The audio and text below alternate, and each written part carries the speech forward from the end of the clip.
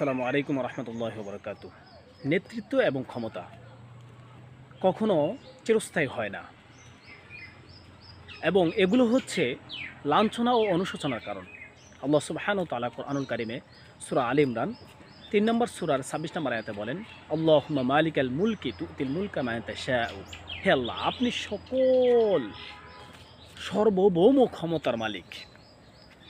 তুতিল মুলকা মান তাশাউ, আপনি যাকে ইচ্ছা ক্ষমতা দান করেন, রাজত্ব দান করেন। ওয়াতানজিউল মুলকা মিম্মান তাশা, যার কাছ থেকে ইচ্ছা রাজত্ব কেড়ে নেন। ওয়াতুইজ্জু মান তাশা, যাকে ইচ্ছা আপনি সম্মান দান করেন, মর্যাদা দান করেন। ওয়াতুযিল্লু মান তাশা, এবং যাকে ইচ্ছা আপনি অপমানিত করেন, লাঞ্ছিত করেন।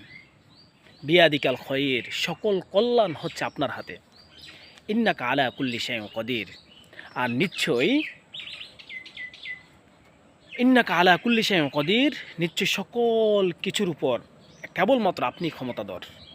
সম্মানিত উপস্থিতি, সম্মানিত ভিউয়ার্স, আল্লাহ রাসূল সাল্লাল্লাহু আলাইহি ওয়াসাল্লাম এর একটি হাদিস, আবু যর রাদিয়াল্লাহু তাআলা আনহু রাসূল সাল্লাল্লাহু আলাইহি ওয়াসাল্লামকে বলেছিলেন, আলা তাস্তামিলুনি।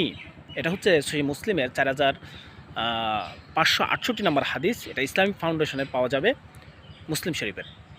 রাসূল সাল্লাল্লাহু আলাইহি ওয়াসাল্লাম তখন আবু যর রাদিয়াল্লাহু তাআলা আনহুকে বললেন, হে আবু যর, ইয়া আবা যররিন, হে আবু যর, ইন্নাকা দাঈফুন, নিশ্চয়ই তুমি হচ্ছে দুর্বল। চিন্তা করেন, রাসূল সাল্লাল্লাহু আলাইহি ওয়াসাল্লাম আবু যরকে তিনি বললেন যে ইন্নাকা দাঈফুন, তুমি হচ্ছে দুর্বল। ওয়া ইন্নাহা আমানাতুন, আর নিশ্চয়ই ক্ষমতা বা নেতৃত্ব বা প্রশাসনিক যে ক্ষমতা বা সরকারি যে দায়িত্ব, এগুলো হচ্ছে আমানাত। ওয়া ইন্নাহা ইয়াউমাল কিয়ামাতি খিজিয়ুন ওয়া নাদামাতুন, আর নিশ্চয়ই কিয়ামতের দিন এই আমানত, অর্থাৎ এই ক্ষমতা, এই নেতৃত্ব, এই সরকারি দায়িত্ব, এটা কিয়ামতের দিন খিজিয়ুন ওয়া নাদামাতুন, এটা লাঞ্ছনা এবং অপমানের কারণ হবে। তবে তার বিষয় ভিন্ন।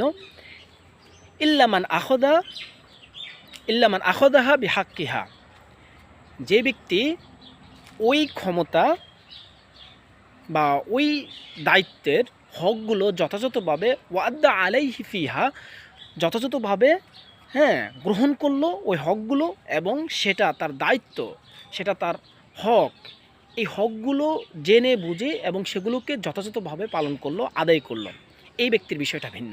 সম্মানিত উপস্থিতি, তাহলে চিন্তা করে দেখেন, আমাদের দেশে যারা সরকারি দায়িত্ব গ্রহণ করে, যারা মন্ত্রী হয়, এমপি হয়, তাদের কাছে এই তাদের দায়িত্বগুলো হচ্ছে আমানত। তাদের